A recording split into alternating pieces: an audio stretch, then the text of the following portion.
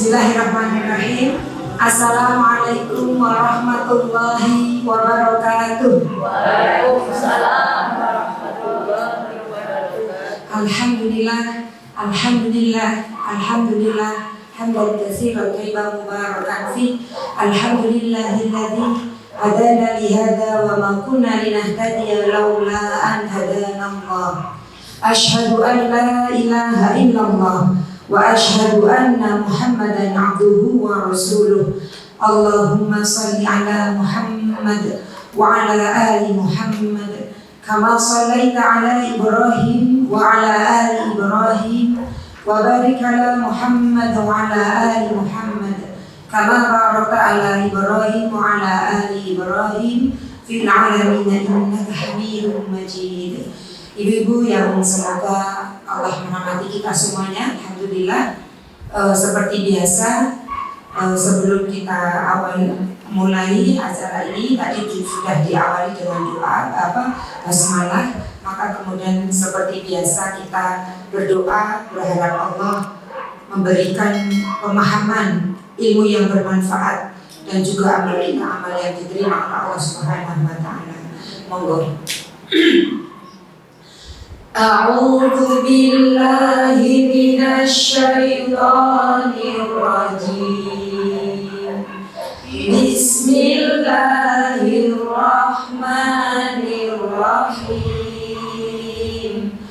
Alhamdulillahi rabbil alamin. Ar-Rahmanir Rahim. Maliki yaumiddin. Iyyaka na'budu wa iyyaka nasta'in. Ihdinas siratal mustaqim.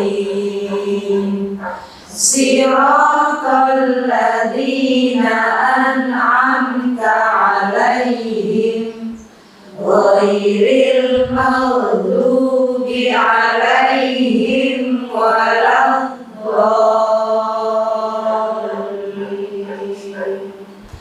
Rabbi shrah li sadri wa yassir li amri wahlul 'uqdatam min lisani yafqahu qawli.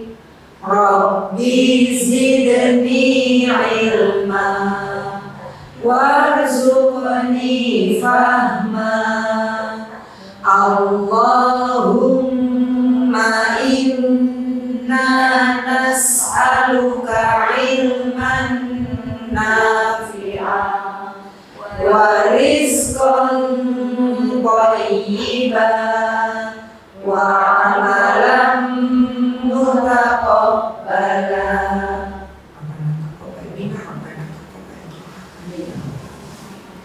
Ibu-ibu, bagaimana kabarnya hari ini? Alhamdulillah.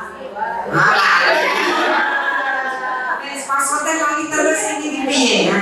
Ayo ulangi. Alhamdulillah, luar biasa, tetap semangat, bahagia. Allahu Akbar. Gitu ya. Oke. Cari di mulut ini papa. Ya. Jadi alhamdulillah, luar biasa, tetap semangat, bahagia. Allahu Akbar. Ya. Bagaimana ibu-ibu kabarnya hari ini? Alhamdulillah, luar biasa, tetap semangat, bahagia. Allahu Akbar. Tahu maksudnya itu? Sekarang jargon saya seperti itu cuma aman, supaya ketika kita kemudian jadi kita mensyukuri, terus memuji Allah dengan nikmat-nikmatnya yang luar biasa. Nikmat Allah itu tidak ada yang kaleng-kaleng, recehan tidak ada.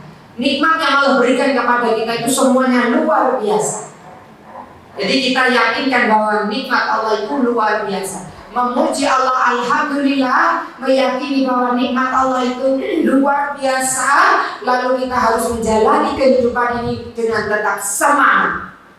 Ngaji ya semangat, ya, seperti itu, semangat. Lalu kemudian bahagia. Bahagia itu gini Bu, bahagia gitu ya. Bahagia kok kaya pakaian utang gitu ya. Nah, bahagia gitu ya. Karena memang hidup ini harus bahagia. Allah ciptakan kita untuk bahagia. Dia harus bahagia.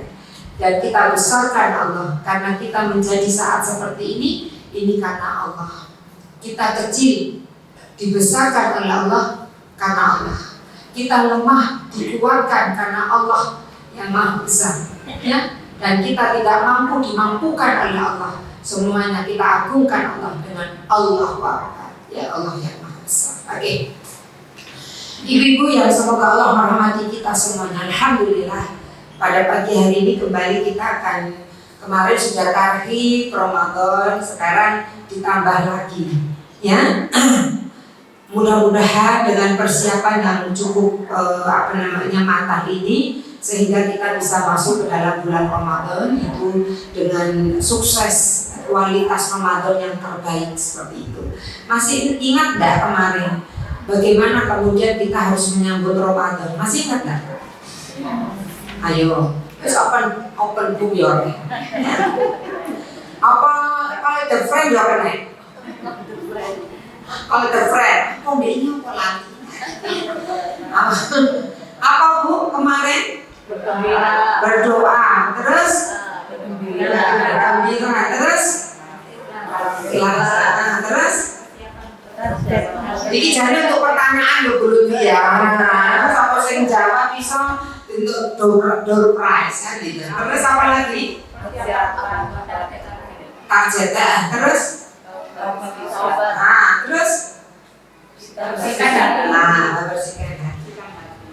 Jadi ini. Nah kemudian kita nanti tinggal beberapa hari. Ini harus gaspol. Gak ada waktu lagi. Olimpiade Ramadan Cup itu akan datang dalam waktu 6-7 hari lagi. Dan mau tidak mau kita harus gaspol, ya. Karena tamu ini adalah tamu istimewa, maka kita menyambutnya pun tidak harus dengan istimewa. Ya, beda kemudian tamu yang datang itu acaranya PKKRT gitu dengan acaranya melamar anak kita beda. Persiapannya pun berbeda. Ketika ini kemudian tamu istimewa, maka kemudian kita pun menyambutnya harus dengan istimewa. Yang mau datang Pak Wali Kota ke rumah kita, beda kan ketika tetangga kita yang mau datang gitu. Maka persiapannya pun harus istimewa. Kemarin sudah kita sampaikan, Ibu sudah amalkan belum? Itu bukan untuk catatan aja. Itu yang kemarin dipersiapkan itu untuk diamalkan, bukan untuk memenuhi buku catatan kita. Ya, persiapan kita gembira itu ekspresinya apa gitu. Saya itu kemarin gembira, gawe banner ini bentuk kebahagiaan. Ya, jadi kalau orang bahagia itu lagunya aja berbeda. Kalau orang bahagia nyambut Ramadan, lagunya itu Ramadan tiba,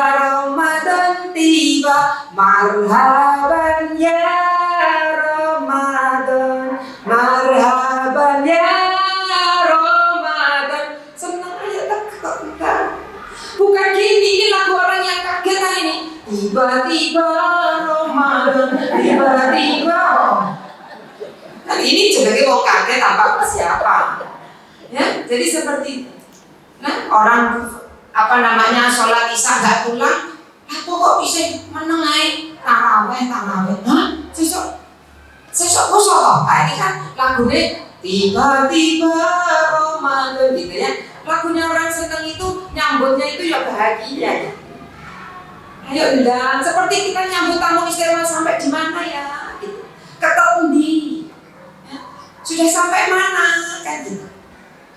Itu bahagia. Maka ekspresikan rasa bahagia itu. Saya mikirnya gawe banner wis nyambut marhaban ya Ramadan. Gawe banner. Saya terus kemarin bilang sama Kak, gawe banner Kak. Alah gawe banner. Iya, kudu seneng apa itu ini. Arep toko tamu istimewa. Ya. Terus langsung kata suami, buat itu apa namanya, apa bahasanya itu kalau harus dibuat itu ya, temennya yang PDF itu yang dibuat masukkan PDF nanti tak masukkan ke buat kita. Ini rasa bentuk kita harus syukur kita karena kemudian mau kedatangan tamu istimewa seperti itu. Nah ini harus diekspresikan Bu. Ya, jadi diekspresikan. Bahagia itu gak cuma tulisannya nyambut Ramadan bahagia kan gitu ya. Gak gitu, tapi harus diekspresikan. Kayak gimana cara bahagia kita? Persiapkan segala sesuatunya ya. Jadi karena kalau orang yang bahagia itu pasti akan mempersiapkan segala sesuatunya ya. Ngecat omah ya saiki ya. Sing arep ngecat omah ya, itu kan persiapan fisik saja Bu. Kan ada orang kalau mau datang, oh cat omah mau sekarang jalan Ramadan sudah masuk, tamune teko kok lagi ngecat.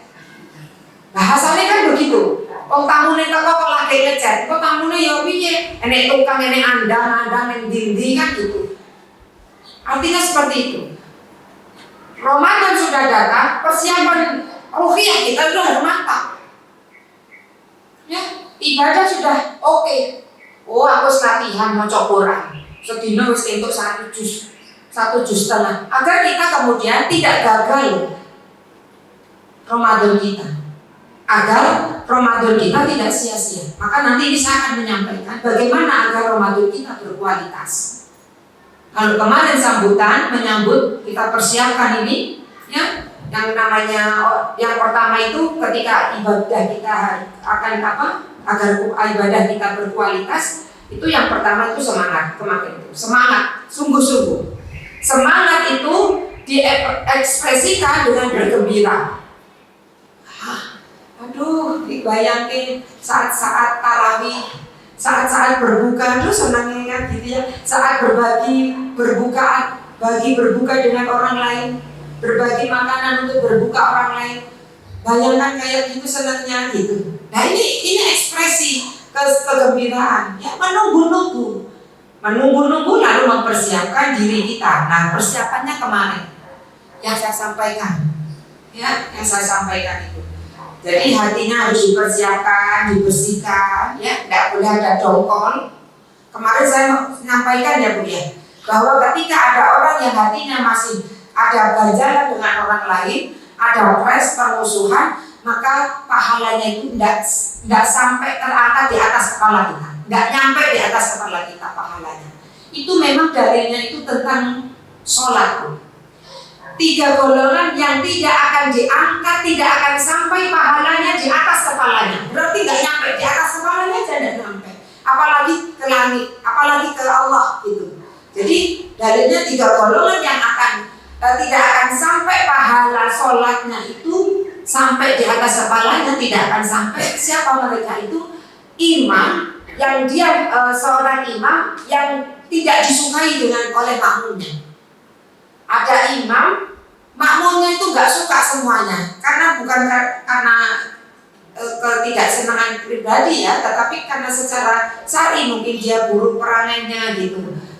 Maju jadi imam, makmumnya tidak suka, itu imam sholatnya itu pahalanya gak nyampe sampai di atas kepala. Ya, artinya tidak terangkat. Kemudian yang kedua, seorang istri yang dalam keadaan tidur suaminya kondisinya marah. Boleh jadi turu bojone rugi masakno. Kan gitu ya. Wis turu umumnya acak-acakan nesu bojone, atau tidur kemudian mungkin suaminya menginginkan sesuatu tapi dia tidur kemudian suaminya dalam kondisi marah.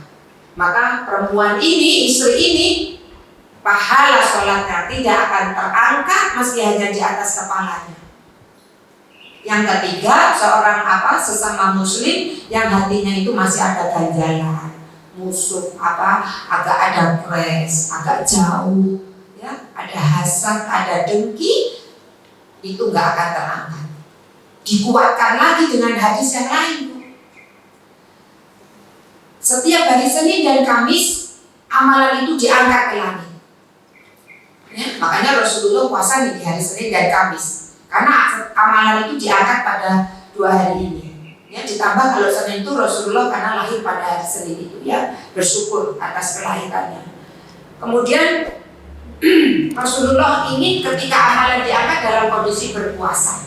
Maka kemudian Allah mengatakan, ini diskusi ya, jadi berarti kayaknya diskusi insya.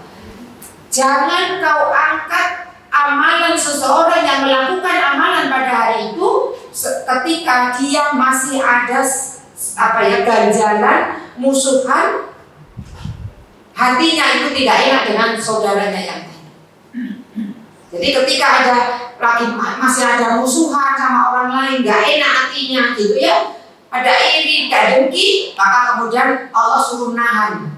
Jangan kau angkat sampai mereka berdamai, sampai mereka itu hatinya itu loss seperti itu. Nah ini makanya kemarin itu yang kita, ayo istighfar, taubat, dan bersihkan hati, bersihkan dengki, karena hasad dengki ini membakar, menghapus amalan sebagaimana api melahap kayu bakar. Jadi koyok ya kayak dewe ini koyok mempeng gitu ya. Ibadah hati-hati. Ketika hatinya belum bersih, ada ganjalan dengan orang lain, gak senang, musuhan, benci seperti itu, jangan-jangan Allah tidak angkat pahala kita. Maka kemudian perlu disiapkan hati, bersihkan hati. Kemudian fisiknya pun dijaga supaya nanti masuk Ramadan itu kita sehat, fit, bisa melakukan semua amalan. Ya, diperintahkan melakukan semua amalan. Karena puasa itu apapun, Ramadan itu adalah musim seminya orang-orang pecinta amal soleh. Ya, berlomba-lomba itu ya. Pokoknya apa disabet gitu ya. Poso ini menu utama. Maca Quran, sedekah, infak, ya, zakat, lalu kemudian memberi buka orang yang berpuasa, sholat malam, nolong orang, meringankan beban orang, pokoknya semua disabut. Karena Ramadan ini adalah musim seminya orang-orang pecinta amal soleh, pecinta kebaikan, pecinta hal-hal yang kemudian diridhoi oleh Allah, pecinta ibadah. Maka kemudian siapkan visi kita agar kuat, ya. Kemudian harta kita persiapkan, karena kemarin ketika target kan sudah infak 10 hari pertama infaknya 1 juta, itu contoh. 10 hari kedua 2 juta, 10 hari ketiga 5 juta, kan gitu. Nah ini ada target seperti itu. Kemudian ibadah juga, ibadah harus dipersiapkan. Ayo latihan, mulai latihan mulai yang panjang, mulai sedekah. Jadi nanti kita panen. Jadi kita tidak gagal panen di Ramadan. Ya, tidak gagal panen di Ramadan. Ulama-ulama sudah jauh-jauh hari ketika Rajab itu bulan menanam, Syaban bulan menyirami, nanti Ramadan itu bulan memanen. Jangan sampai kita itu gagal panen. Namanya panen itu banyak kita raup ibadah. Maca Quran sih biasanya 1 juz 1 kali khatam dalam 1 bulan. Sekarang dalam Ramadan 1 bulan bisa 2, 3, 4, 5 kali khatam. Itu jenenge manen. Ya. Ketika kemudian di luar Ramadan kita sudah biasa infak ringan, masuk Ramadan kita manen di infak kita, sedekah kita. Apa bisa banyak berinfak bersedekah. Iku jenenge manen. Ya, jadi seperti itu. Maka ini harus dipersiapkan, akalnya pun harus dipersiapkan. Mulai baca-baca apa yang membatalkan puasa, apa yang harus kemudian ilmu-ilmu tentang keutamaan puasa sehingga memotivasi kita tentang hal-hal yang berkaitan dengan Ramadan dan puasa itu kemudian kita cari ilmunya supaya masuk Ramadan itu tidak bertanya-tanya lagi, sudah gaspol, sudah mulai berlomba kita. Ya, jadi seperti itu. Nah, itu buat target. Oke. Kemudian yang kedua, ya, agar ibadah kita berkualitas tadi semangat, harus bersemangat, ya. Poso kok ngelengkrukan gitu, ini nggak semangat, tidur dok, ya. Saya bilang kemarin, orang yang tidur pun pakai dalil, kok poso turu aja. Tidurnya orang yang berpuasa itu ibadah. Aku boleh ibadah lewat turuan gitu. Nah ini kan bahasanya nanti gagal panen ya, jadi seperti itu. Poso kok malah turuai kan gitu ya. Ini gagal panen. Maka semangat itu harus sejak sekarang sampai nanti kemudian masuk Ramadan. Oke. Kemudian yang kedua, agar ibadah puasa kita, Ramadan kita itu berkualitas, maka kita harus memperhatikan adab-adab jiwa, memperhatikan kehadiran hati, sadar betul bahwa kita ini sedang berpuasa, sadar betul kita ini masuk ke dalam bulan yang bulan ini mulia. Kalau ibaratnya kata Ibnu Qayyim al-Jauzi, ibaratnya bulan Ramadan itu adalah keutamaannya seperti keutamaannya anaknya Nabi Yakub yang ada 12, saudaranya Yusuf. Ingat? Ya benar ya, bapaknya Nabi Yakub ya. Itu kan 12, sebagaimana bulan ada 12. Itu keutamaan bulan Ramadan, kata ulama ya Ibnu Qayyim al-Jauzi, sebagaimana keutamaan anak-anaknya Nabi Yakub, Yusuf di antara saudaranya. Ramadan itu utama dibandingkan 11 bulan yang lainnya. Lalu kemudian disebutkan juga keutamaan Ramadan itu sebagaimana keutamaan doanya Nabi Yusuf ketika kemudian beliau sudah menjadi pembesar Quraisy yang memaafkan kelakuan saudara-saudaranya yang 10 itu, kelakuan saudara-saudaranya itu dimaafkan. Saat itu semua dimaafkan dengan satu doanya. Maka kita kemarin sudah tahu bahwa bulan Ramadan itu bulan ampunan, yang setiap hari Allah berikan ampunan kepada siapa yang dikehendaki, yang Allah berikan rahmatnya kepada siapa yang dikehendaki, dan Allah entas beri gerasi orang yang takdirnya harusnya masuk neraka akan diangkat itu pada bulan Ramadan. Allah banyak memberikan gerasi. Mosok sama bulan yang kayak gini kita enggak bergembira, ada yang salah. Masalah ya, ampunan, rahmat dan pembebasan dari api neraka. Masalah ini. Maka kemudian kita harus memperhatikan, yang kedua itu harus memperhatikan adab-adab jiwa kita. Nah, Ibnu Qayyim al-Jauzi, Imam Al-Ghazali di dalam bukunya Ihya Ulumuddin itu memberikan adab-adab jiwa bagi orang-orang yang sedang berpuasa. Ya, beliau itu menyebutkan bagaimana adab jiwa bagi orang yang sholat, bagaimana adab jiwa bagi orang yang berpuasa. Nah, Imam Al-Ghazali ini menjelaskan tentang adab-adab jiwa ketika kita sedang berpuasa agar apa? Agar puasa kita, Ramadan kita itu berkualitas. Beliau mengawalinya dengan ada 3 level, ya, 3 level orang yang kemudian berpuasa itu. Yang pertama levelnya orang awam, ya, orang umum. Dia yang orang awam atau orang umum ini berpuasanya hanya memuasakan perutnya dan farjinya. Yang lainnya tidak dipuasakan. Ya. Kemudian yang kedua itu khusus, level khusus. Orang yang berpuasa dalam level khusus ini nanti yang akan kita bahas. Sebentar ini memuasakan beberapa hal, nanti kita akan bahas yang di nomor 2 ini. Nah, yang nomor 3 ini khusus di atasnya khusus. Saya mau ngasih tahu, kita kayaknya sulit sampai level yang ke khusus di atasnya khusus ini. Karena ini adalah puasanya para nabi dan orang-orang yang muqarrab, yang didekatkan oleh Allah Subhanahu wa taala. Kenapa? Karena orang-orang yang level 3 ini dia selain memuasakan perutnya, farjinya, penglihatan, pendengaran anggota tubuhnya, tapi dia pikiran dan hatinya itu dipuasakan. Jadi level 3 ini kalau dia mikir engko sore bukone apa ya, itu nganggapnya batal.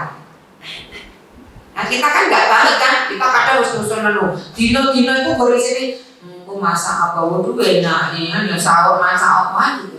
Ini pikirannya dan hatinya ketika lalai mengingat Allah sudah menganggap batal. Nah kita kan enggak kan? Kita kan yang nomor 2 ini nanti kita akan sama-sama pelajari hari ini menurut Imam Al-Ghazali bagaimana agar kemudian puasa dan Ramadan kita berkualitas, maka harus memperhatikan adab jiwa. Apa saja yang harus dipuasakan? Ini yang level khusus ya Bu ya, yang tadi level khusus. Makanya nanti mudah-mudahan kita bisa sampai ke yang level khusus ini. Tidak hanya memuasakan perut dan farji, tapi yang khusus ini. Apa saja yang harus dipuasakan? Orang yang levelnya khusus. Yang pertama penglihatan. Penglihatan. Jadi mereka memuasakan pandangan dan menahan diri dari memandang hal-hal yang haram dan tercela, serta dari hal-hal yang menyibukkan hatinya dari mengingat Allah. Jadi tidak melihat. Insya Allah kita mah tidak keliaran di jalan, ya bukan ya? Enggak ya, insya Allah ya. Kita ini kalau udah ngaji tidak keliaran di jalan tuh, enggak. Dah ya Bu, diazamkan dalam hati. Selama Ramadan tidak usah pergi ke mall. HP kasih waktu hanya 1-2 jam. Kita nggak ngerti loh Bu, puasa tahun ini apakah ini puasa kita terakhir atau bukan, kita nggak ngerti. Ya, masih ingat ceritanya Tolha kemarin? Tolha yang bercerita kemarin, yang 2 sahabat itu, yang satunya masuk surga, jaraknya itu antara langit dan bumi. Padahal yang duluan itu, yang carry itu dia mati syahid. Seperti itu. Tapi yang pertama itu karena kemudian dia mendapatkan Ramadan, boleh jadi Ramadan terakhirnya itu Ramadan yang Allah terima dan menghapuskan dosa-dosanya yang telah. Ya, jadi ini strategi saja yang kemudian mudah-mudahan kita bisa bersama-sama. Kalau ibu mau belanja apa sekarang sebelum Ramadan, ketika ibu mau ke mall untuk membeli sesuatu kepentingan ibu atau membeli apapun itu sekarang sebelum Ramadan, ayyamam ma'dudat, hanya beberapa hari saja. Ya, Allah di dalam surat Al-Baqarah itu mengatakan ini hanya beberapa hari saja. Enggak sampai setahun kok, enggak terus-terusan gini. Hanya beberapa hari saja. Pengpengno. Diri kita ini waktu kita itu terlalu berharga kalau untuk kemudian melakukan hal-hal yang tidak berguna untuk akhirat kita. Di bulan Ramadan ini begitu berharga waktu kita. Inilah modal yang Allah berikan kepada kita untuk sebanyak-banyaknya mencari bekal. Mumpung Ramadan ini bulan yang kemudian dilipat gandakan pahalanya. Ayyamam ma'dudat, hanya beberapa hari saja ya. Coba tahan pandanganmu. Gak usah pergi ke tempat-tempat yang kemudian menjadikan kita lalai, memandang sesuatu yang akhirnya itu merusak hati kita, mengotori hati kita. Karena racun hati itu ada 4. Banyak memandang, banyak mendengar, banyak bergaul, bukan banyak mendengar, banyak memandang, kemudian banyak bicara, banyak makan, dan banyak bergaul. Ini yang akan menjadi racun menurut ulama, yang menjadi racunnya hati. Maka kemudian agar puasa kita berkualitas, maka tahan pandangan, puasakan pandangan dari hal-hal yang haram, dari hal-hal yang tercela, dari hal-hal yang kemudian dimakruhkan, dari hal-hal yang kemudian tidak ada gunanya untuk akhirat kita. Salah satunya itu adalah HP, dan kita keluar. Maka saya sebetulnya sih setuju gitu kalau ada kajian, kalau puasa libur.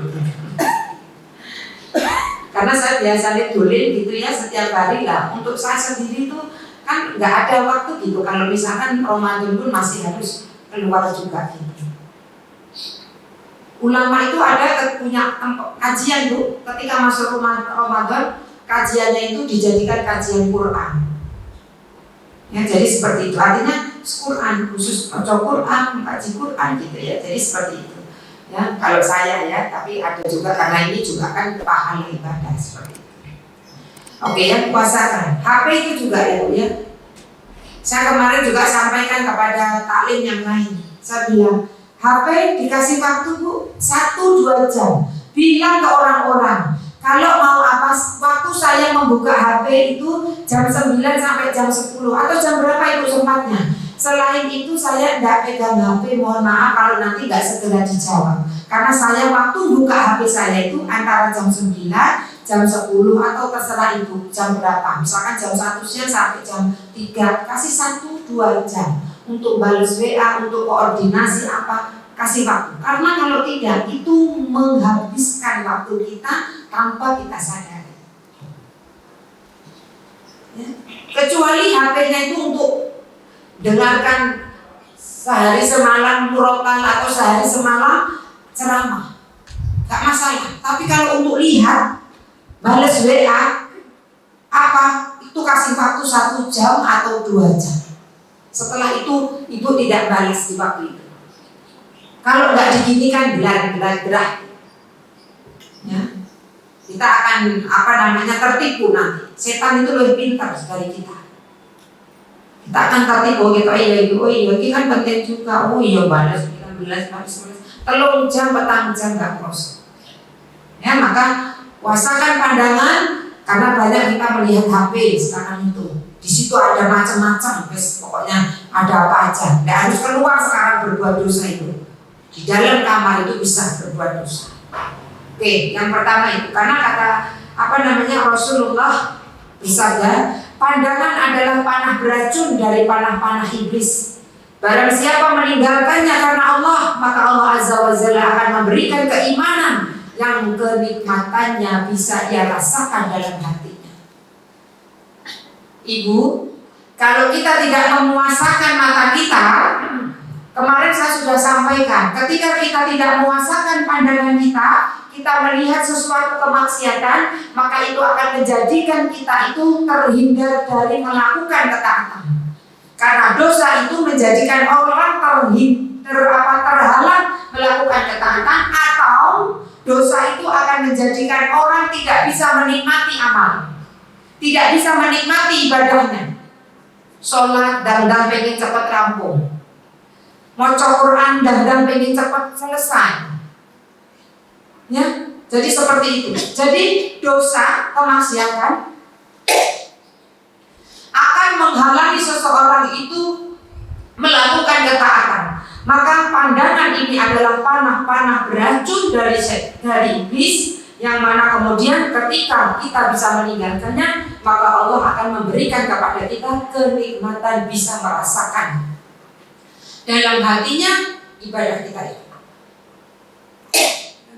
Jadi koreksi diri sendiri Bu, nanti ketika sholat kok rasanya imam ki mocone kok suwe gitu kan. Kok gak rampung-rampung ini, selak ngantuk kan gitu ya, selak kesel kan gitu. Boleh jadi kita itu dosa kita melakukan kemaksiatan. Ini ya. Oke. Kemarin saya sudah ceritakan dan Ustadz Hanan Ataki ya. Belum? Oh belum?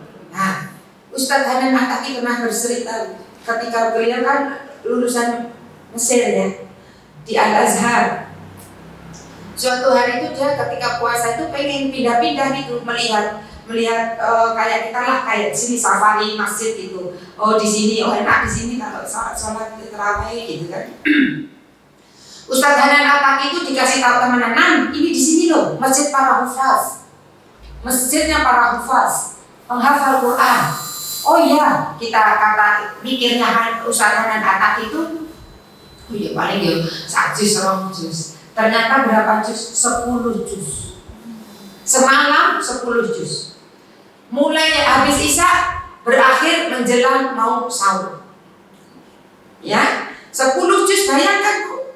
Maka kemudian ketika Ustaz Hanan Ataki itu sholat, di sampingnya itu orang yang lebih tua, anteng, sholatnya anteng. Ustaz Hanan Ataki itu mikir gini, aduh aku tidak kuat, ingin linggo. Kan boleh Bu, sholat tarawih kalau nggak kuat duduk boleh, karena sholat sunnah. Aku pengen linggo tapi kok isin gitu. Iki anteng, lebih tua, aku sing kok lungguh, isin gitu. Mikir gitu di dalam pikirannya itu. Akhirnya bertahanlah dia Ustaz Hanan Ataki itu karena rasa malunya sebelahnya itu tetap. Ketika kemudian ada waktu untuk berbicara dengan Bapak ini, Bapak di sini sudah berapa lama sholat di sini? Ya sudah beberapa kali Ramadan di sini. Bapak kok saya lihat kok anteng gitu. Bapak tahu nggak bacaannya yang imam baca tadi itu? Nggak tahu kan gitu. Saya tuh sedikit-sedikit tahu Pak gitu. Tetapi kenapa saya tadi itu kok tidak tahan ya? Bapak saya lihat tuh anteng. Perkataan jawaban Bapak ini menampar, seolah-olah seperti menampar Ustaz Hanan Ataki. Kenapa Bapak gitu anteng berdiri di sholat Bapak? Dan saya tuh tidak anteng gitu, pengen duduk bingung aja, kaki geringingan apa ngerasa gitu. Maka orang tua ini mengatakan, karena aku berdiri dengan imanku, kau berdiri dengan kaki. Jadi segala sesuatu itu kalau pakai iman bisa kuat Bu, seberat apapun. Seperti Nabi ketika perang Parit, perang Azab, atau perang Khandaq itu dalam kondisi dingin, diboikot, makanan tidak bisa masuk ke Madinah, ya. Dan harus membuat parit sepanjang kota Madinah, kecuali di satu sisi saja yang di situ ada pohon kurma. Keliling itu buat parit yang dalamnya itu 7 meter atau lebarnya 5 meter atau sebaliknya. Itu bukan sesuatu yang itu dalam kondisi dingin, kelaparan, sampai Rasulullah dan para sahabat itu perutnya diganjal batu saking laparnya. Tapi bisa dibuat parit itu karena apa? Kalau bukan karena iman, tidak akan mampu. Makanya betul lah, man shoma Ramadhana imanan wahtisaban ghufira lahu ma taqaddama min dhanbi. Barang siapa yang berpuasa dengan iman dan ihtisab, maka kemudian akan diampuni dosanya yang telah lalu. Bayangkan dosa kita yang telah lalu, yang kita bermaksiat, berbuat dosa, ghibah kita seperti itu, diampuni jika puasa kita itu dengan iman kita. Ya Allah, aku puasa ini karena perintahmu. Ya Allah, aku berpuasa ini karena perintahmu. Ya Allah, aku puasa ini mengharapkan surgamu. Ya Allah, bisa masuk dari Ar-Rayyan. Itu aku berpuasa ini semoga Engkau berikan kesempatan aku bisa memandang wajahmu. Ya Allah, nanti di surga. Puasanya itu pakai semangat itu, ihtisab, iman dan ihtisab. Intinya jadi seperti itu. Maka kalau nggak pakai iman nggak kuat Bu. Kalau nggak pakai iman nggak kuat. Ya jadi seperti itu. Maka kemudian ini yang pertama kita harus puasakan. Ayo Bismillah, kita sama-sama berjuang ini. Yang seperti itu. Kita nggak ngerti mungkin boleh jadi ini adalah Ramadan terakhir kita nggak tahu. Mudah-mudahan Ramadan ini kualitas itu yang lebih baik daripada puasa-puasa yang lalu. Karena kita sudah punya ilmunya. Seperti itu. Eman Bu, eman hanya beberapa hari. 29-30 hari. Tahan pandangan kita dari melihat yang sia-sia. Lalu yang kedua, puasakan pendengaran. Puasakan pendengaran dari hal-hal yang haram, dari hal-hal yang makruh untuk didengar. Jadi berarti kalau mendengar gosip, poso sehat, poso dulu. Karena memang tidak boleh kan seperti itu. Puasakan dulu telinga kita. Mendengar hal-hal yang buruk, puasakan dulu. Nanti ada caranya, bagaimana cara membersihkan hati, menjawab juga pertanyaan kemarin yang terakhir Bu Ida itu ya, kemarin apa caranya bersihkan nanti. Sebetulnya mau saya sampaikan karena waktunya sudah habis ya, nanti insya Allah saya sampaikan. Insya Allah ya. Ini pendengaran, ayo ditutup dulu telinganya. Makanya dari melihat itu biasanya kita mendengar. Makanya tidak usah sudah wis tutup berita-berita yang sedang viral, sudah kita nggak ngerti, tidak masalah. Ya. dipuasakan. Pandangan, kemudian pendengaran, ya jadi seperti itu. Karena di dalam surat Al-Maidah 42 Allah berfirman yang artinya mereka adalah orang-orang yang suka mendengar berita bohong. Nah ini nggak boleh gitu. Makanya pendengaran harus dikondisikan untuk kemudian kita hanya mendengar yang baik-baik saja. Ya. Kemudian yang ketiga memuasakan lisan. Ya. Ibu hati-hati ya. Ini biasanya perempuan ini karena dengan lisan itu agak sulit nahan. Rasulullah sudah kasih tahu kalau kita sedang berpuasa, asyamu junnah, puasa itu perisai. Hendaklah seorang tidak berkata cabul, tidak bodoh, tidak berkata kotor, tidak berkata dusta. Jika ada seorang yang melawanmu, ingin mengajakmu berantem, ingin memaki-makimu sehingga menyulut emosimu, maka katakan ini shaim, aku sedang puasa, aku lagi berpuasa. Ini disuruh nahan lisan kita. Bukankah di dalam Al-Quran itu Bu, kita diperintahkan untuk berkata yang baik-baik. Ya di Quran itu ada qaulan syadida, qaulan ma'rufa, qaulan layyina, kan seperti itu. Perkataan disuruh dengan perkataan yang lembut, perkataan yang menyentuh hati, perkataan yang pantas, yang baik, tidak kasar. Itu perintahnya Allah di dalam Quran. Kalau Nabi mengatakan mayyuminu billahi wal yaumil akhir falyaqul khairan aw liyasmut. Dua saja pilihannya.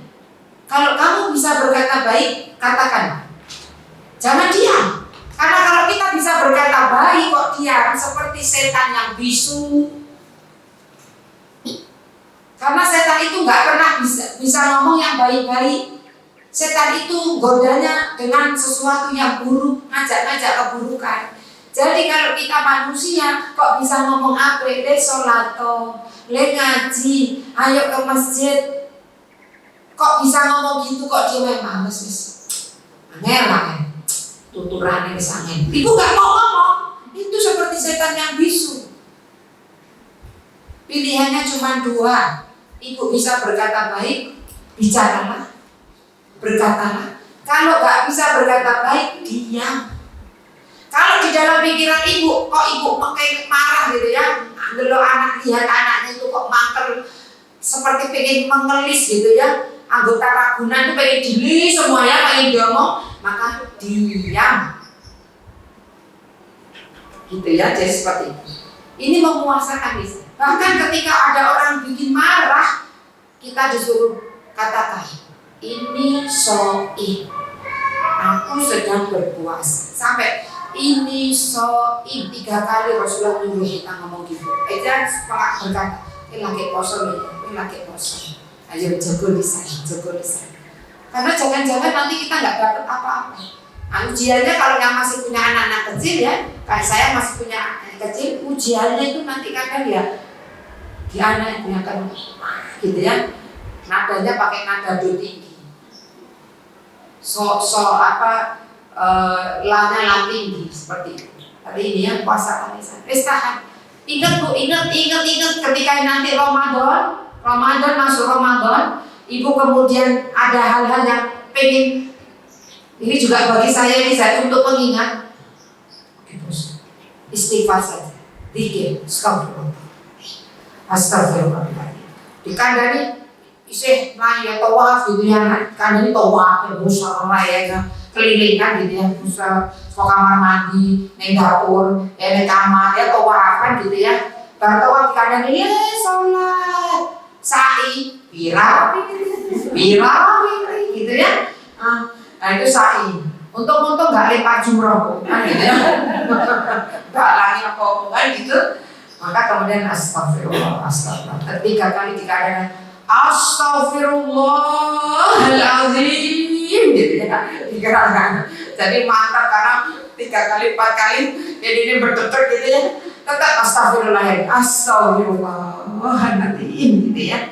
Jadi jangan sampai membuat dosa astagfirullah. Astagfirullah, gitu ya.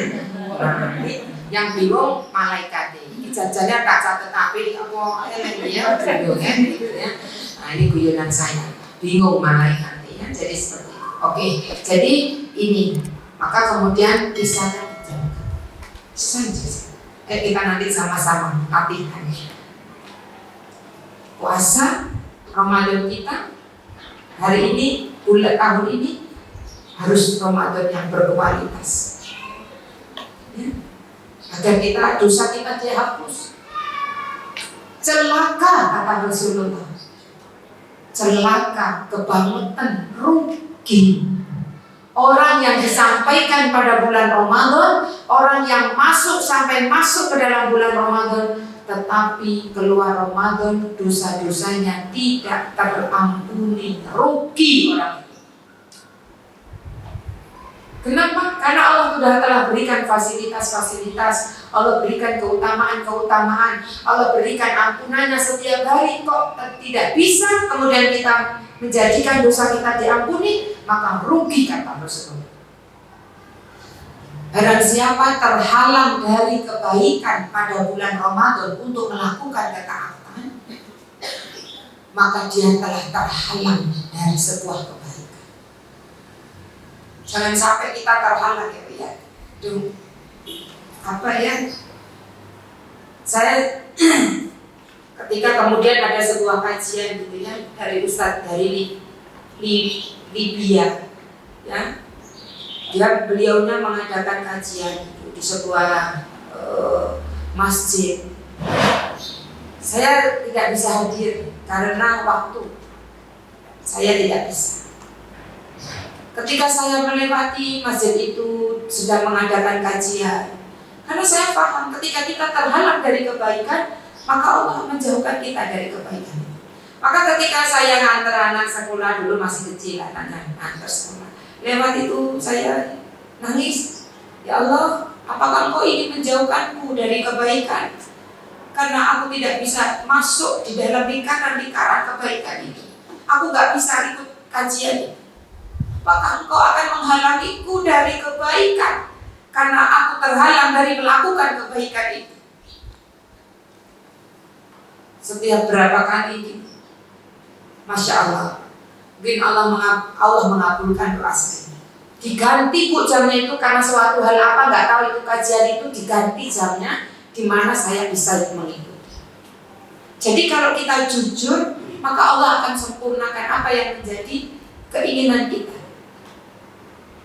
Nah seperti itu. Jadi kata Rasulullah, barang siapa dijauhkan dari kebaikan, maka dia telah dijauhkan. Dan barang siapa dijauhkan dari ketaatan, maka dia telah dijauhkan dari kebaikan. Dan kita tidak ingin dijauhkan dari kebaikan. Maka semangat itu tadi ya, dari awal semangat, lalu kemudian buat target-target sehingga kemudian kita bisa mencapai Ramadan puasa kita itu dengan baik. Itu ya, puasakan lisan. Hati-hati ya, lisan. Kalau perlu ditulis di kulkas, depan kulkas, tempel di tulis puasakan pandangan, puasakan pendengaran, puasakan lisan. Ditempel di kulkas, depan kulkas. Aja ning jero yo gak ketok. Jadi campur karo iwak-iwak gitu, gak ketok. Lihat kan gitu. Supaya gini, oh iya kosong. Karena kita selama ini tidak merasa batal ketika kita dibilang sesuatu yang buruk. Ketika kita marah-marah, ketika kita jerit-jerit, kita enggak membayar puasa kita karena kita enggak merasa batal. Makanya perlu ditulis tuh, puasa lisan, puasa pandangan. Kan seperti itu. Maka kemudian yang keempat, puasakan syahwat.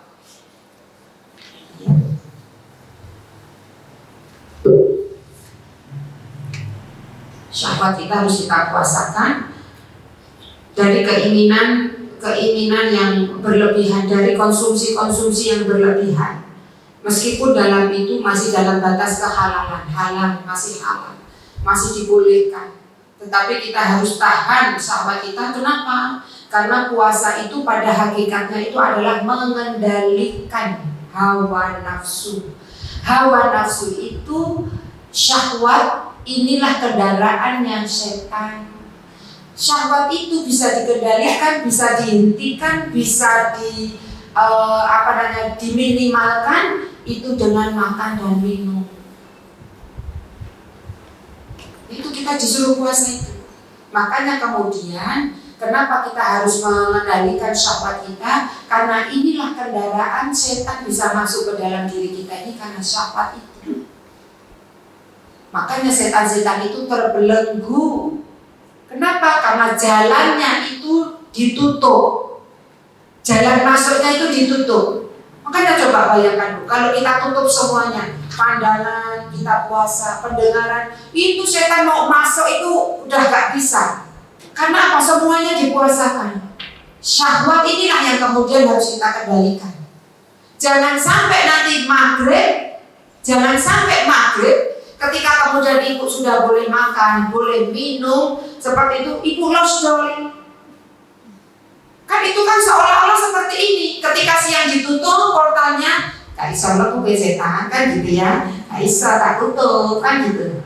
Tapi ketika maghrib, ibu lost doll, makan apa aja, apa yang saya oleh, delok HP ya, kan gitu. Maka seolah-olah ibu maghrib itu ibu buka itu portalnya itu. Seolah-olah bilang gini, silakan setan, tak buka lagi, monggo masuk, kan gitu. Karena sawahnya diumbar lagi. Makanya ini 1 bulan itu siang dan malam. Namanya 1 bulan itu, Ramadan itu, ya kendalikan syahwat itu sebagai kemudian proses tarbiyah pendidikan Bu. Agar nanti keluar Ramadan itu kita terbiasa sudah mengendalikan diri itu. Setan nggak berani lagi, waduh ditutup terus sih, terus rampung Ramadan udah ditutup terus portalnya, karena kita sudah terbiasa. Harapannya itu, jadi seperti itu. Nah ini ya, maka kemudian ini harus kita kita kendalikan. Pengen banyak tidur, itu nafsu juga.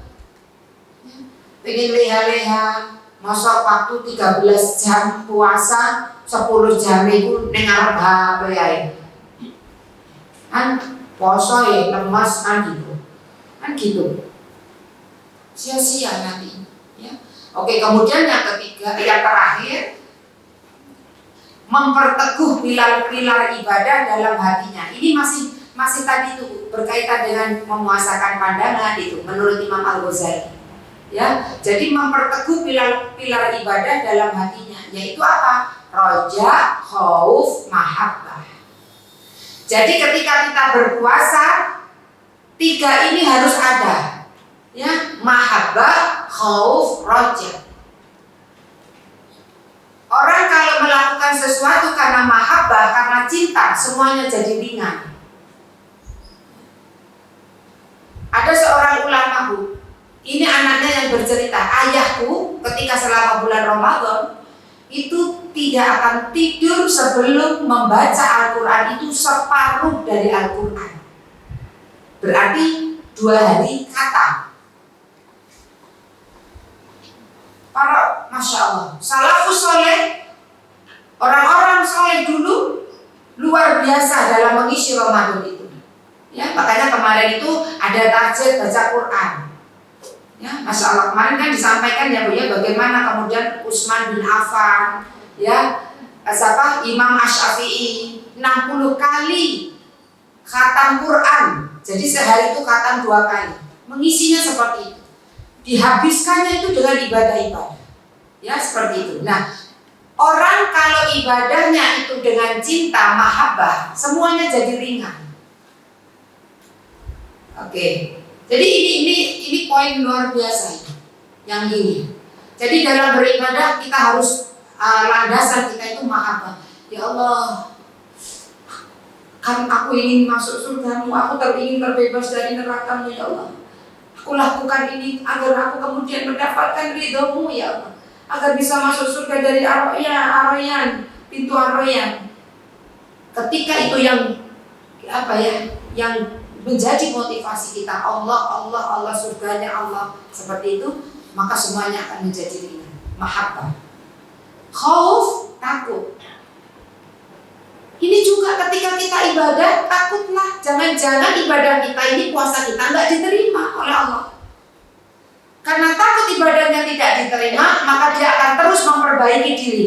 Ya Allah, ya pengini kok astagfirullah ya Allah, tadi kecap astagfirullah ya Allah, astagfirullah. Sadar. Kadang orang kan marah-marah nggak sadar, mutak-mutak kayak kan gitu. Ketika kita takut amal kita nggak diterima, maka kita akan memperbaiki cara amalan kita. Bagaimana amalan kita ini diterima enggak ya gitu ya. Apa yang menjadikan amalan kita diterima? Ini takut karena amalannya nggak diterima. Takut kepada Allah itu menjadikan kita semakin memperbaiki diri. Takut kalau kemudian kita takut dengan azabnya Allah. Ya Allah, jangan-jangan nanti di akhirat itu aku ingin mendapatkan pahala puasaku, ternyata nggak ada. Dan akhirnya aku tidak punya amalan pahala amalan-amalanku. Kau masukkan aku ke dalam nerakamu sangat pedih. Adzabun syadid, adzabun alim, adzabun azim. Gak sanggup ya Allah, gak sanggup.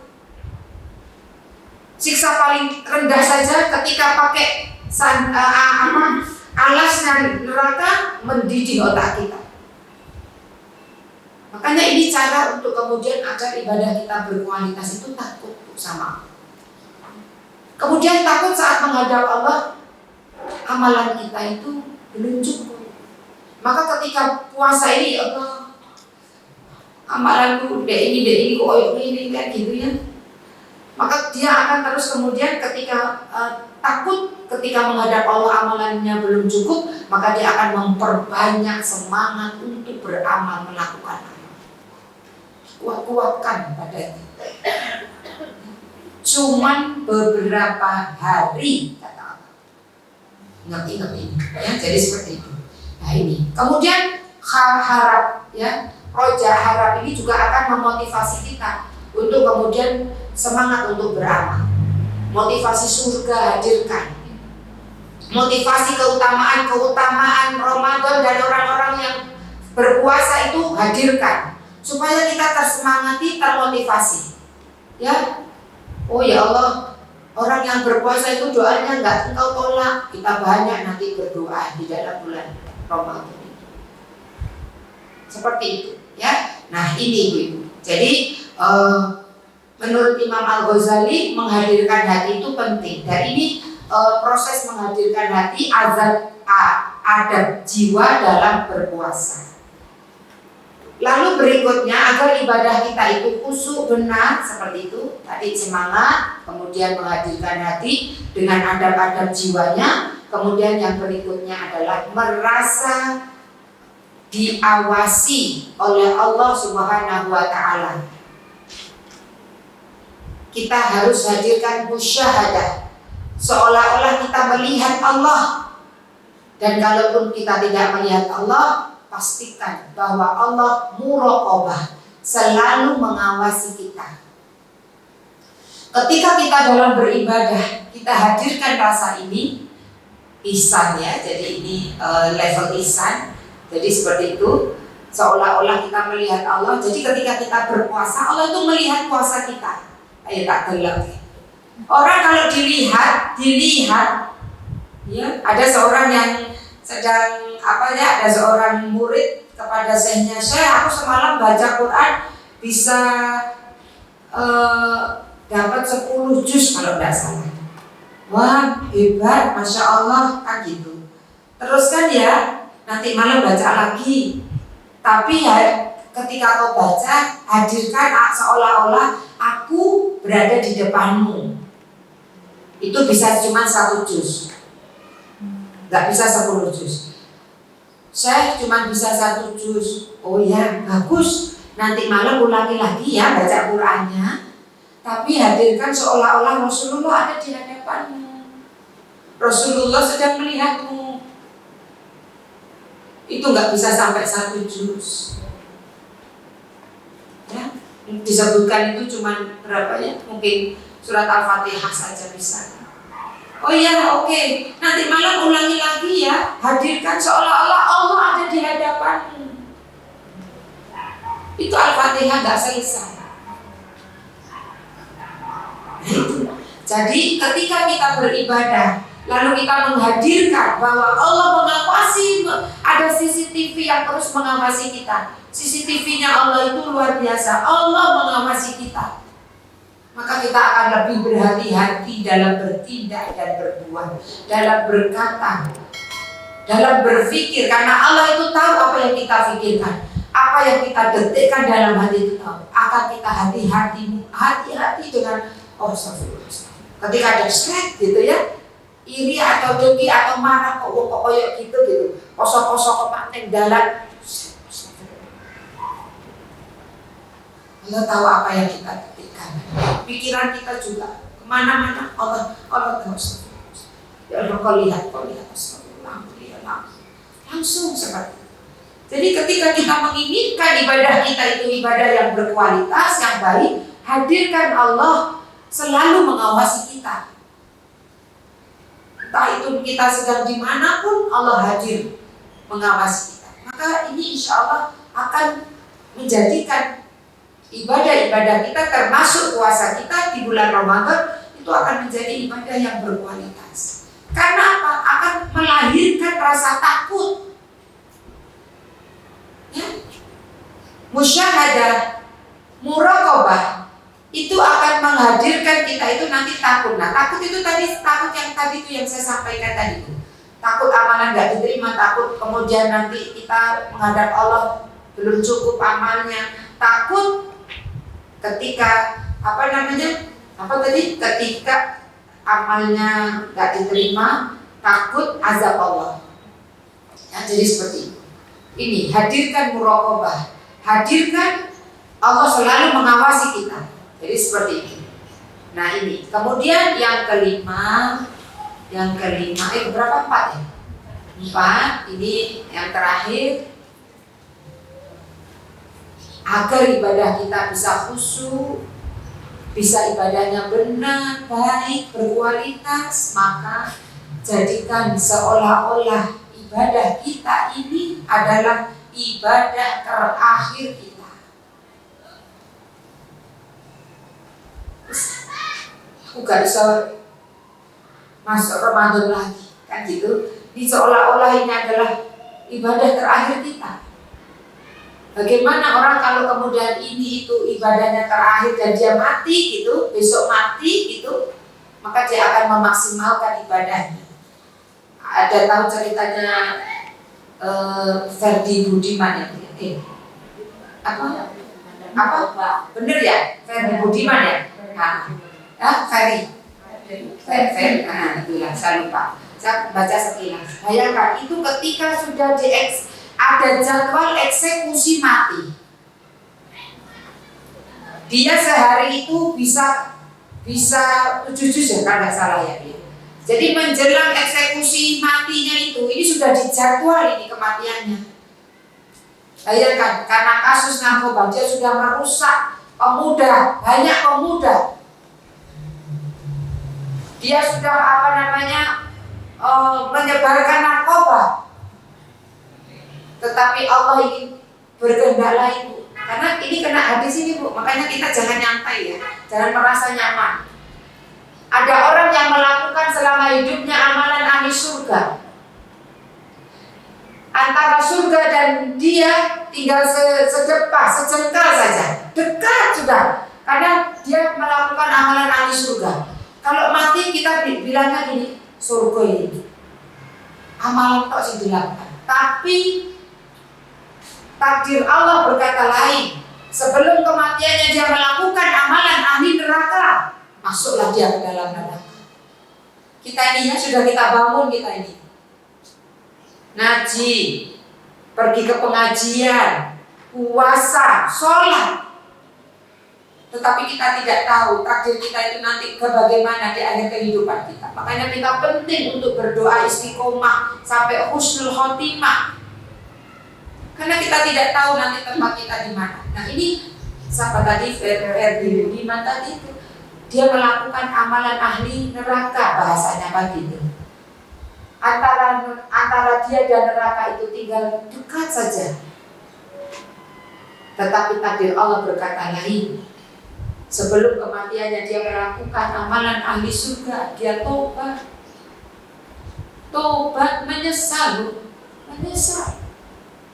Maka kemudian dia baca Quran itu dikatakan, saya lupa ya kalau ada yang itu satu hari itu bisa 7 juz sampai kemudian 7 kali khatam apa seketika mau masuk eksekusi matinya itu. Coba bayangkan. Dan ini ada cerita dari petugas-petugas lapas di Nusa Kambangan. Malam sebelum eksekusi mati itu tercium bau harum. Kemudian dia tidak mau ditutup kalau tidak salah matanya. Eksekusi mati itu karena dia ingin menyesal karena telah banyak melihat pemuda-pemuda yang telah dia rusak karena perbuatannya. Penyesalannya itu nggak usah ditutup. Terus kemudian kalau tidak salah ya menunjukkan tauhid seperti itu. Dan bisa mengucapkan hanya satu, dia mengatakan, tembaklah setelah aku, apa keinginanmu? Biasanya terakhir itu, keinginan terakhir itu apa? Setelah aku mengucapkan kalimat la ilaha illallah, maka tembak. Tidak semua orang diberi kesempatan seperti ini. Jadwal eksekusi mati kita belum ada daftarnya, kita belum tahu. Ada yang sudah tahu? Belum kan? Ya itu karena tidak, artinya apa? Dirahasiakan kematian kita agar setiap harinya itu kita siap-siap, agar siap-siap mempersiapkan diri kita. Ya, orang yang kalau kemudian ini adalah Ramadan terakhirnya, ini adalah puasa terakhirnya, ini adalah sholat terakhirnya, maka dia akan menjadikan sholatnya, puasanya, baca Qur'annya itu akan khusyuk. Nangis-nangis tok mungkin, karena sesuk gak iso makan kan gitu. Bayangkan ini. Maka inilah kemudian akan menjadikan puasa kita, sholat kita, apapun nanti yang akan kita lakukan di dalam bulan Ramadan itu akan menjadi baik seperti itu. Ya, jadi maka ini ibu-ibu, agar kemudian ibadah kita itu berkualitas. Nah, salah satu kemudian kemarin itu, yang ini saya ingin menjawab pertanyaannya Bu Ida kemarin, bagaimana ya cara membersihkan hati kita agar tidak terkotori gitu, agar gak kotor gitu. Maka yang pertama berdoa minta dibersihkan hati, jelas kemarin ya sudah. Kemudian yang kedua, tidak mendengarkan keburukan orang lain, karena ini akan menjadikan hati kita itu kotor. Nabi saja ketika sahabat datang, ya Rasulullah, inilah aku mau cerita, gak boleh. Aku tidak mau mendengarkan keburukan orang lain, karena apa? Karena aku tidak ingin mengotori hatiku ketika aku bertemu dengan sahabatku ada ghil, ada prasangka yang buruk. Ini saya kasih contoh ya Bu, agar ibu paham. Ya. Ibu biasanya gini, misalkan ibu ketemu saya kan mungkin gak ada perasaan apa-apa ya, cuman Bu Siti yang nyampaikan gitu kan. Ketika ibu diceritani orang lain tentang keburukan saya, tadinya ibu gak ngerti keburukan saya. Ibu kok kemudian cerita, Bu Siti itu kayak gini gitu. Ibu dengar.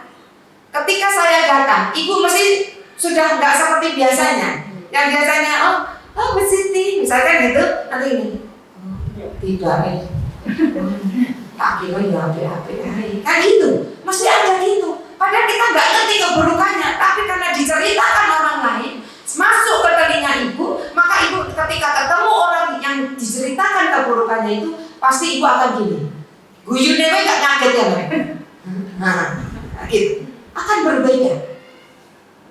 Inilah yang kemudian mengotori juga. Makanya tadi puasakan telinga dari hal-hal yang buruk. Ya, cara membersihkan hati itu seperti itu. Berdoa, jangan mendengar keburukan orang lain, karena itu nanti yang masuk informasi itu akan diolah di otak dan nanti masuk ke hati. Dan ibu akan menjadikan zon pada orang yang awalnya tidak apa-apa kita itu. Pernah merasakan gitu kan? Yang awalnya kita nggak ada apa-apa, tapi ketika ngerti, ibu tahu, kita iyo, anu sama, kan kayak umum, kan gitu. Padahal kita nggak ngerti sendiri. Nah, ini yang kedua. cara menghindari hati kita itu dari kotor atau agar tetap terjaga kebersihannya. Yang ketiga, jauhi suudzon.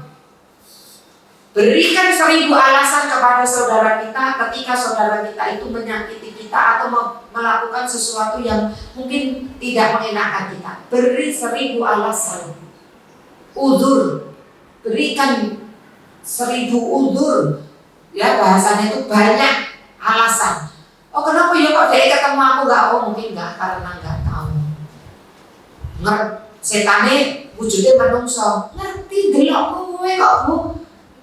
Kan gitu. Nah, kita kan sudah gini sudah. Oh, mungkin enggak dia enggak lihat itu ya, enggak lihat itu.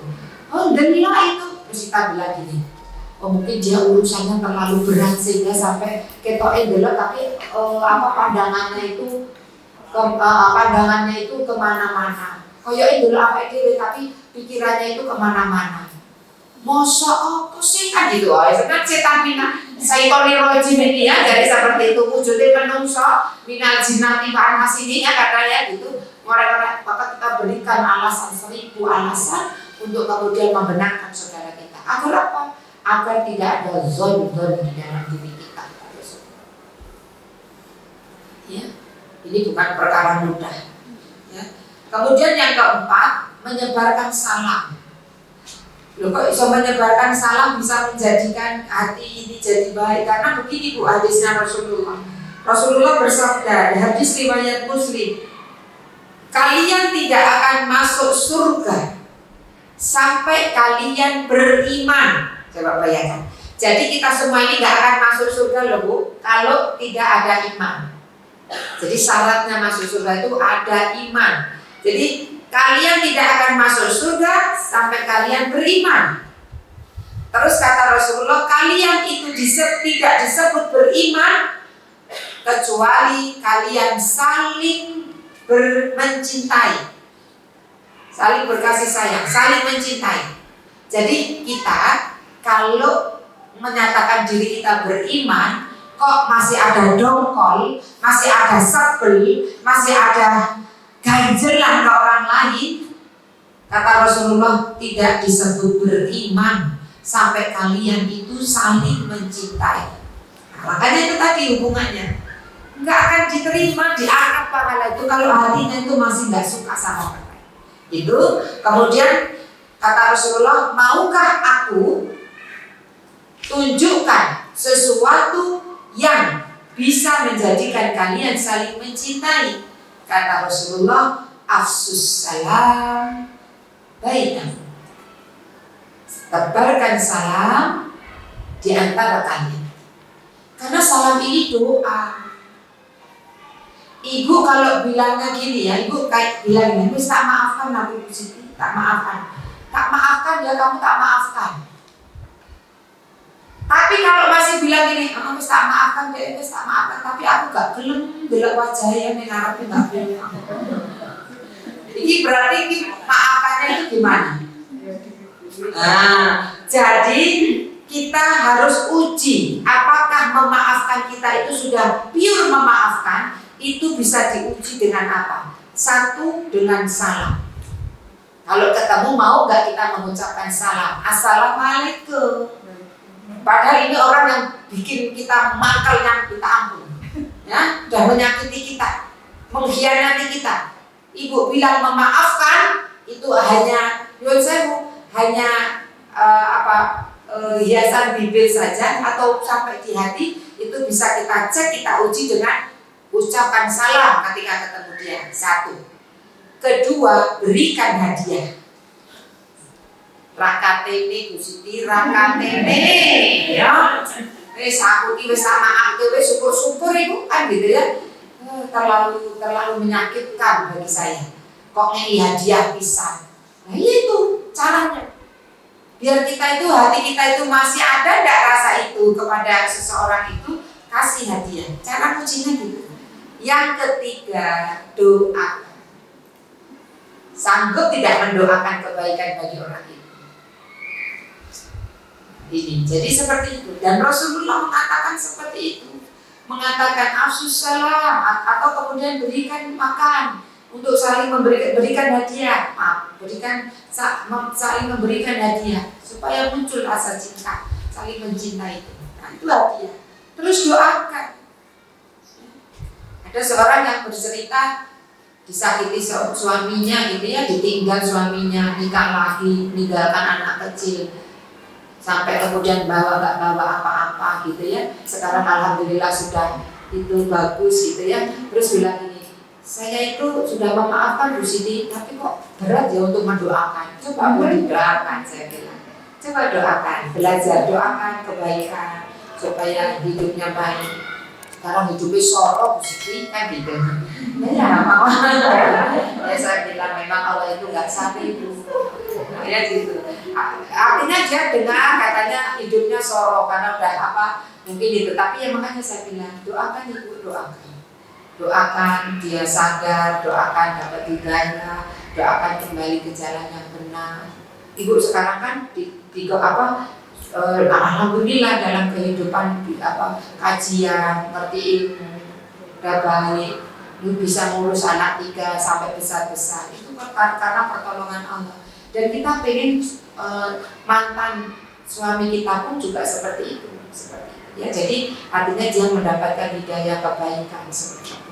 Nah ini cara ujinya kalau kita itu udah maafkan atau belum. Biasanya perempuan mah berat ya.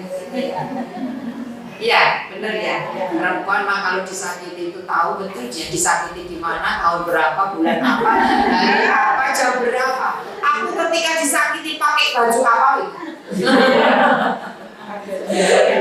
Aku lagi nganggu baju ini gitu ya. Saking perempuan itu bawa perasaan ya. Apa dilosok. Oke ini ya, jadi ini. Kemudian yang berikutnya ridho dengan takdir Allah. 2 lagi insyaallah. Oh ya pas. Jadi agar hati kita bersih ridho dengan takdir Allah. Baik takdir pemberian Allah maupun keputusan Allah. Ya, apapun yang diberikan Allah, ridho dengan pemberian Allah dan ridho dengan takdir keputusan Allah. Ketika kita sadarkan segala sesuatu, oh ya Allah aku ridho ya Allah apapun ini. Apapun episode dalam kehidupanku, aku ridho karena ini ketetapanmu. Aku yakin ketetapanmu, takdirmu adalah yang terbaik, terindah, dan terpas untukku. Terima kasih ya Allah, aku ridho. Alhamdulillah gitu ya. Tinggal alhamdulillah. Orang yang kalau sudah ngaji itu ngerti Bu, gimana kabarnya? Saya tanya. Alhamdulillah ala kulli hal. Saya langsung gini. Oh lagi ada masalah. Loh iya bukan kayak gitu. Iya saya ini orang yang agamanya yang biasa, dekatannya sama ustaz. Ya Pak Kenny kok itu bagus, masya Allah. Ketika Bu gimana kabarnya, beliaunya bilang alhamdulillah alhamdulillah. Lagi ada masalah. Maksudnya masalah itu ujian. Kita kalau udah ngaji itu tak alhamdulillah Bu Siti, alhamdulillahilladzi bi nikmati tatibus sholihat. Oh, bare itu tenderan gede. Gitu ya. Entuk gaji ke-13, 14, 15 gitu ya. Kan gitu. Nah, itu senang gitu ya. Apa bare itu arisan bumbuan enggak ngerti ya. Artinya begitu. Jadi kita justru tetap memuji Allah seperti itu. Kita ridho dengan apapun keputusan Allah karena semuanya yang datang dari Allah tidak ada yang jelek. Makanya saya katakan luar biasa. Apapun pemberian Allah itu luar biasa. Meskipun kita itu merasakan sakit dengan takdir itu, meskipun kita merasakan tidak nyaman dengan takdir itu, meskipun kita harus kemudian tersakiti dan kemudian rasanya sesek dada ini dengan ujian itu, tetapi itu semua adalah yang terbaik untuk kita. Kalau kita paham itu gitu, oh itu dosa bacanya oke banget dosa. Ya Allah mudah-mudahan ini bisa menggugurkan dosa. Ini mungkin cara menggugurkan dosa. Karena Rasulullah mengatakan tidak ada keletihan, kelemahan, kesakitan, bahkan kesulitan, bahkan tertusuk duri pun kecuali jika dia ridho, maka itu akan menggugurkan dosanya. Nah ini caranya Allah. Pengen ngapus dosa kita, kok kita nesu-nesu? Bahasa kita, pengen harus tak ampuni dosamu, tak gugur ke dosamu, tak busuk-busuk kan gitu ya. Lah kok malah nesu-nesu gak terima? Ya Allah, sakit gak mari-mari kan gitu. Ini ya ini kan gitu ya. Kita ini kadang kayak anak kecil. Kita ini kayak seperti anak kecil. Ketika anak kecil 2 tahun berlari menuju bibir kolam renang yang dalamnya 1 meter 2 meter, anak umur 2 tahun delok banyu langsung tengah. Mau jegur, ibunya langsung ngangkat. Sok. Kira-kira apa reaksinya anak itu? Reaksinya apa, Bu? Nangis lah. Rasanya gini, kok kesenanganku kok mau diambil gitu ya. Salah itu. Allah itu ibaratnya gambarannya gitu. Iki enggak apa. Nyemplung, tenggelam mati, lele kan gitu ya bahasanya. Nah, ini orang tuanya nyaut itu bukan karena benci, sayang, diselamatkan. Kita pun seperti itu. Ketika ada kesenangan yang kita pengennya seperti ini, kok tidak dapatnya seperti itu, kata enggak apa untukmu, pakai senang. Kita minta berdoa minta kolam renang, enggak apa kolam renang gue kolam ini Pak Bayris berjini kan gitu ya.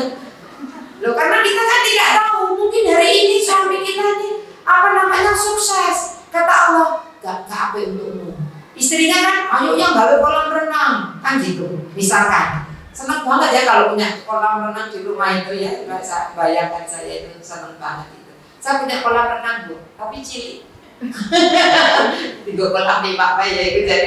Jadi seperti itu. Kata Allah, enggak ada keinginanmu harus gawe kolam renang enggak. Kamu kan enggak tahu. Minggu besok itu suamimu meninggal, ditabrak, kecelakaan. Nanti suamimu meninggal, yang wis gawe kolam renang. Bayar pemeliharaan ya apa sing terjolak bojomu kan sesuatu itu. Sebetulnya Allah ini menyelamatkan kita. Cuman kita kadang itu suudzon sama Allah itu suudzonnya gede banget itu. Aku sesuai persangkaan hambaku kan Allah. Maka semua takdir Allah itu indah. Maka ini ketika kemudian kita ridho dengan semua takdir Allah, maka bisa membuat hati kayak tenang gitu. Nah, yang terakhir menjauhi sebab pertengkaran. Nah, ini terakhir menjauhi sebab pertengkaran ini juga akan mengotori hati. Maksudnya bisa membersihkan hati, artinya menjauhkan dari kotornya hati. Karena kalau kita kemudian untuk berbicara sesuatu kok kita bisa berdebat kusir, jauhi hal itu. Karena kalau sudah bertengkar, nanti hatinya akan kotor, rusak sudah. Cene ya dikandani ngeyel, gak tahu ngaji dikandani ngeyel lah. Debat itu, ibu sama janjane sing bodoh iki sapa? Tahu dia itu orang nggak ngerti. Kok ibu ngengkel aja itu? Nah, sama orang bodoh itu tidak usah itu, karena orang bodoh itu mesti gini. Pokoknya gitu, saya tahu pokoknya kan angel kan gitu. Sudah ibu yang pintar, ibu yang cerdas, ibu yang paham, ibu yang mengerti, maka hindari pertengkaran. Engkel-engkelan, saya bener begini, saya gak nganggo kuno kan gitu.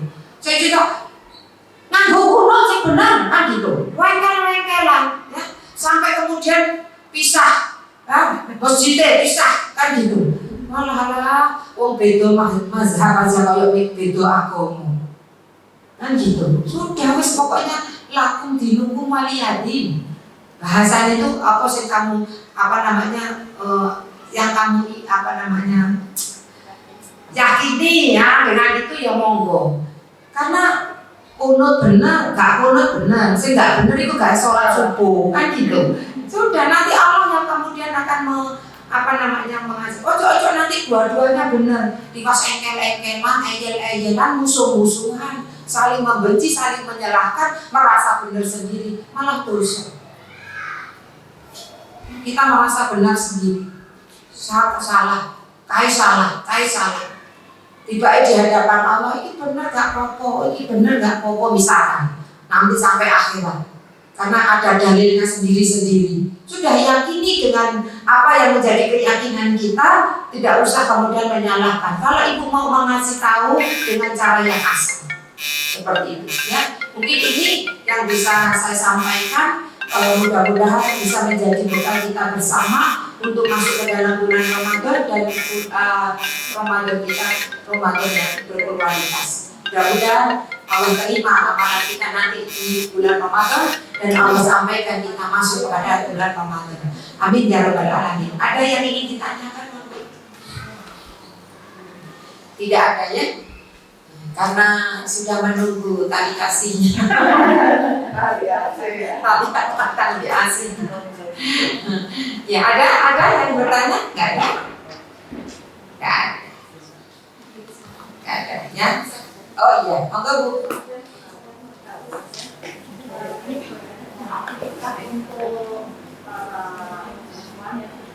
Itikaf. Iya. Bagaimana hukumnya? Iya. Iya.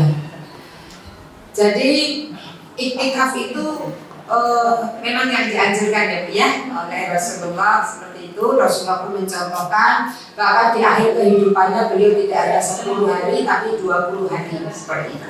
Tetapi untuk wanita maka kemudian urusan rumah tangganya, anak-anaknya itu jauh lebih utama menjadi tugas utamanya daripada harus iktikaf sehingga nggak pulang anaknya keleleran. Tapi kalau ibu bagus lagi, ibu ajak anak-anaknya, ya ajak anak-anak ibu untuk kemudian iktikaf. Dan hukumnya itu tidak wajib bagi perempuan. Kalau tanya hukumnya, ya seperti itu. Hukumnya tidak wajib dan iktikaf itu perintah secara umum. Artinya kalau misalkan kita bisa melakukan iktikaf itu ya mengikuti sunnah Rasul. Tetapi memang harus dengan ada itu ya ketentuan syarat dan ketentuan berlaku. Satu, ibu diizinkan oleh suami. Ya, ketika tidak diizinkan maka tidak boleh. Wong umroh saja, umroh sunnah atau haji sunnah, kalau tidak diizinkan oleh suami, yang sunnah loh ya, haji sunnah, haji berarti haji yang kedua, ketiga, keempat. Atau umroh sunnah, umroh yang sudah kedua, ketiga, keempat, itu kalau tidak diizinkan suami, itu tidak boleh berangkat. Apa namanya beriktikaf, bahasanya begitu, ya. Jadi harus diizinkan suami. Kemudian yang kedua tidak ada hak-hak dari keluarga kita yang terzolimi. Oke? Jadi ibu iktikaf, antum mau Quran, anak nangis-nangis, ya, nggak iso buka, nggak iso sahur. Ini jauh kita mendzolimi. Karena satu lagi nyun sewu, ketika kita sedang beribadah, karena ada hadisnya, saya teringat, tidak boleh dalam ibadah kita itu menzolimi orang lain, tidak boleh. Ada hadis. Ya, kita mau mencium hajar aswad, sikut sana sikut sini, tidak boleh. Kita mau iktikaf mekengkeng, seneng, 10 hari gak mulai, anak keleleran gak bisa makan, zolim. Nah gitu ya. Jadi seperti itu. Tapi kalau untuk ibu-ibu yang sudah sepuh-sepuh, masya Allah, sudah misalkan suaminya iktikaf, ikut iktikaf di situ. Sudah anaknya, putunya sudah taruh keluarganya di ibu sudah itu untuk mau ngapa lagi sudah. Mau ngapa lagi kalau sudah jadi syarat ketentuan berlaku. Tapi kalau masih muda-muda repot kayaknya. Ibu bisa iktikaf, tetapi iktikafnya di itu aja. Misalkan, oh aku iktikaf dari malam sampai waktu suruh atau sampai waktu duha. Kan malam aja anak-anaknya, masya Allah itu lebih luar biasa. Jadi semua anaknya dikondisikan untuk kemudian diajak beriktikaf. Jadi seperti itu ya Bu ya. Jadi syarat ketentuan tetap berlaku. Tidak boleh dalam beribadah kita menzalimi orang lain. Baca Quran itu bagus, sholat itu apik. Ketika ibu baca Quran keras-keras, di situ ada orang yang sholat itu zalim. Bisa bingung Bu itu yang apa sholat itu, apalagi urung pakai mungkin. Ulia ayyuhal kafirun, di sini ngaji kan surat Al-Baqarah. Ulia ayyuhal kafirun la a'budu ma ta'budun wa la antum a'buduna ma a'budu wa la ana 'abidum ma abattum wa la antum 'abidun ma a'budu wa la ana 'abidum. Kok gak finish langsung ngomong dia tinggal bingung kan gitu ya. Mau Quran apa tapi jangan sampai mendzalimi orang lain. Ya, di situ ada orang sholat. Apalagi ada orang sholat mau maca Quran bekon lirik, gitu lirik. Iki malah ngobrol banter-banter kan gitu ya. Kadang ada yang mau sholat kalau oh iya saya apa ini udah kacane sholat lagi kan gitu ya. Nah jadi itu ya Bu ya. Allah a'lam bishawab. Ada lagi? Ya. Saya mau bertanya, Iya. bagaimana cara menyikapi teman kita yang suka mengadu domba? Padahal kita udah berusaha menjauhi mereka agar tidak berusaha lagi, tapi mereka selalu saja menimbulkan atau memicu pertengkaran, juga suka menggoda dan merusak urusan kita. Itu bagaimana? Caranya gimana? Satu, doakan. Oke. Dua, jangan terpancing. Karena kalau terpancing itulah yang diinginkan. Coba yang si To'e menang ya Bu ya. Si To'e menang sudah ada alasan mancing. Nanti suwe-suwe kesel dewe. Kan gitu ya. Karena kita terpancing balas itu dia paling senang. Koyo enek koyo rebahan gitu ya. Ada panas ya. Jadi satu doakan. Gimana? Jadi satu doakan temannya itu. Kemudian yang kedua kita jangan terpancing. Tetap dengan itu tetap kita baik seperti itu. Lalu kemudian yang dengan diadu domba itu, kan Mbak diadu domba ya sama yang lainnya. Baik orang yang mengadu domba yang kita diadu domba baik. Ya, jadi itu caranya orang kalau cerdas itu. Ojo melok, yen awake dhewe melok dhewe iso awake dhewe padha karo dhek. Kan gitu ya. Kene nesu, kono nesu, kene nesu. Apa bedane? Kono mencaci, terus kene mencaci. Apa bedanya awake dhewe sama dia, gitu ya? Maka seperti itu. Tapi memang berat. Sakitnya tuh kan di sini kan. Nah, sakit tuh di sini. Memang berat, tetapi pahala itu mengikuti berat-beratnya kita dalam melakukannya. Gitu ya Mbak ya. Doakan, jangan terpancing, tetap berbuat baik. Tetap berbuat baik. Nanti dia coba sih sampai nanti dia. Iya, coba. Menjelekkan kita ke teman-temannya atau orang lain, padahal kita udah berusaha menjauhi dan menjaga sikap. Iya nggak apa-apa sudah, nggak apa-apa. Kita nggak usah mengawasi dia, biarkan. Nanti Allah akan tunjukkan. Yakin Bu, yakinlah. Nanti Allah itu Al-Fatah akan menunjukkan siapa yang benar, siapa yang salah. Kemarin juga baru digitukan cerita Mbak cerita.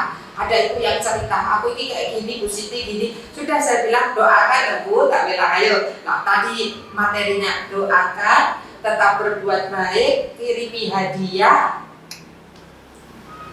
tebarkan salam.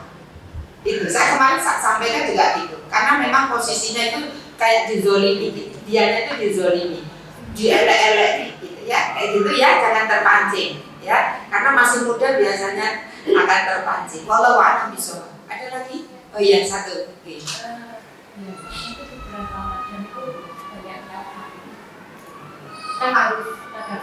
Oh iya. Itu apakah sama dengan menantangkan yang hidupnya itu bersama-sama atau berolah? Oh iya. Iya, jadi tadarus itu kan ngertinya kita itu mau coba bareng-bareng atau gantian gitu ya Bu ya. Tadarus itu kan dari kata tadarus saja terus gitu ya. Tadarus gitu ya. Namanya belajar. Jadi belajar Quran. Monggo kalau kemudian satu baca nanti kalau salah dibeneri itu jenenge ya tadarus. Kan ya. Baca bareng-bareng. Ya giliran dari satu juz kata gitu. Jadi hitungannya tuh kalau di rumah melanjutin yang di masjid itu biasanya. Iya. Itu apa sama? Kita bisa di bulan Ramadan kan harus kita sendiri berarti itu menghafalkan Al-Quran. Yang itu apa sama dengan lanjut dari yang Oh iya, kalau ibu ketika di dalam kelompok itu, ibu dari pertama orang yang baca, ibu juga menyimak sampai satu juz yang dibaca orang itu, berarti ya ibu sama. Kan ibu, tapi kadang orang baca lain, ibu, aku di kamar mandi, berarti kan ibu nggak nyimak. Kan gitu. Jadi begini saja Bu, daripada pusing begitu, ibu punya target pribadi sama target kelompok gitu. Jadi gitu. Jadi target pribadi itu apa? Tapi intinya semua insya Allah baik karena kemudian hadir halaqah-halaqah, taklim-taklim, kelompok-kelompok Quran. Ibu di rumah baca Quran, ketemu temannya baca Quran. Jadi belajar Quran itu bisa saling nyimak, gitu, bisa tadabbur Quran. Ya, namanya belajar Quran itu bisa tadabbur Quran, bisa kemudian memahami tafsirnya, kemudian bisa belajar cara bacanya, gitu. Jadi ibu harus punya target sendiri saja. Kalau saya itu kayak gitu tuh saya nggak hitung biasanya. Saya nggak hitung. Ya itu wis bonus saja bu, wis bonus saja, wis Allah. Jadi kita sendiri yang target pribadi. Jadi itu kayak tapi ibu mau melanjutkan ya tidak masalah, intinya. Maksudnya saya tahu apakah ini nanti ketika itu kan jadi kita, oh ini saya sudah dapat 2 juz, sudah ada 3 juz gitu kan maksudnya kan. Ya kalau ibu tadi dari pertama baca orang itu sampai terakhir ibu nyimak, meskipun tidak baca ibu nyimak berarti ibu ikut baca, berarti ya itu masuk karena ibu nyimak tapi kadang kalau lagi yang lainnya baca kan kadang yang itunya yang lainnya itu kata nah itu gimana wala ya sampun oke serahkan Ani monggo. Alhamdulillah dari saya billahi taufiq wal hidayah. Assalamualaikum warahmatullahi wabarakatuh.